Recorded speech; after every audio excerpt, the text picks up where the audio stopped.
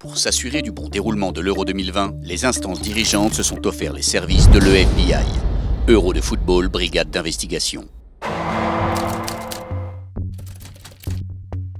Messieurs, une nouvelle fois l'heure est grave.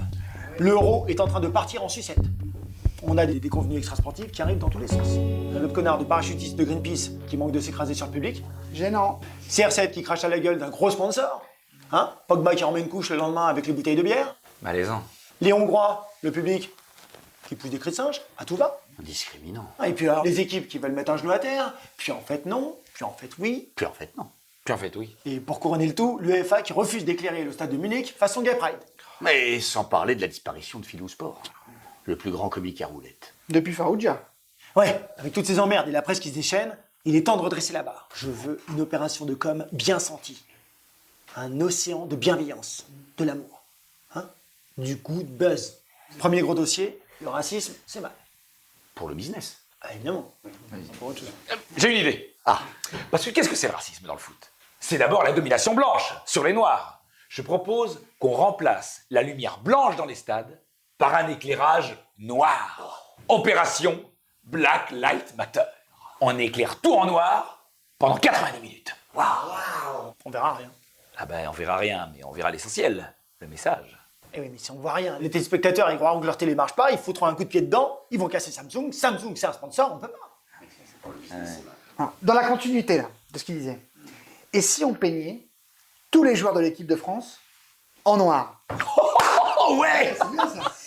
Alors, ouais, ah oui, très bien. Tu pas qui en aura. Griezmann! Griezmann! Il l'a fait une fois, il le fera pas deux.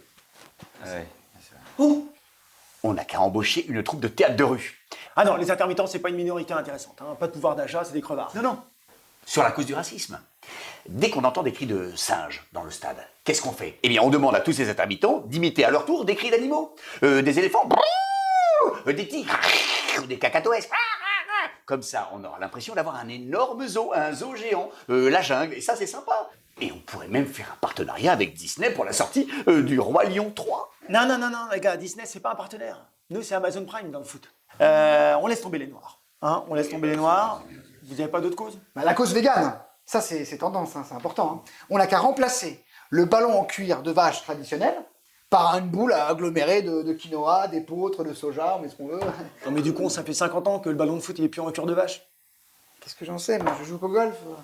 Ben moi aussi. Ben, moi aussi. Moi aussi. Là, vous êtes très bon, patron. Je te remercie. Je vous en prie. Sinon, il y a la cause féministe. Pour lutter contre le sexisme, il y en a de plus en plus dans le sport. Moi, j'ai une idée. On habille tous les joueurs de foot avec des mini-jupes et des talons aiguilles, avec des perruques et des boucles d'oreilles. Les gardiens de but, ils ont des gants de vaisselle. Et l'arbitre de touche, il a un plumeau pour faire leur jeu. Et l'arbitre central, il a carrément des cartons dans un petit sac à main. Ah ouais, c'est sympa en plus. Et ça, t'es vraiment sûr que ça dénonce le sexisme? Ben oui. Je sais pas, la femme, elle fait la vaisselle, elle est très heureuse. Mais c'est quoi ces propositions? Putain, vous avez des salaires de Champions League et vous me proposez des trucs de CFA2. Je veux de l'amour. Je veux du beau geste. Sortez-vous les doigts du cul. Justement, chef, j'ai un truc qui peut combiner les trois. Beau geste, amour et cul. L'intersectionnalité des luttes. Ah, j'aime bien ça. Je m'explique. Je comprends rien, mais j'aime bien. J'ai fait un print. Regardez. On garde la symbolique la plus importante, le genou à terre. Sauf qu'on la détourne. On en fait un truc positif. On oublie les références aux violences policières, mais on colle même du LGBT friendly. Vous allez voir. On garde le genou à terre, sauf qu'on lui ajoute une casquette de policier. Et qu'est-ce qu'on colle en face? Un homme debout, racisé, un peu gros.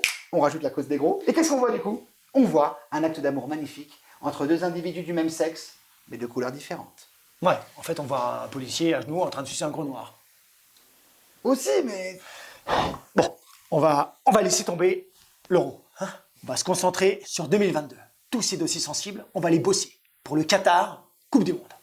Ouais, vous avez raison, chef. Mais, chef, il y a un petit problème, c'est que je suis pas sûr que le Qatar soit très LGBT friendly, ni Black Lives Matter, si vous voyez ce que je veux dire.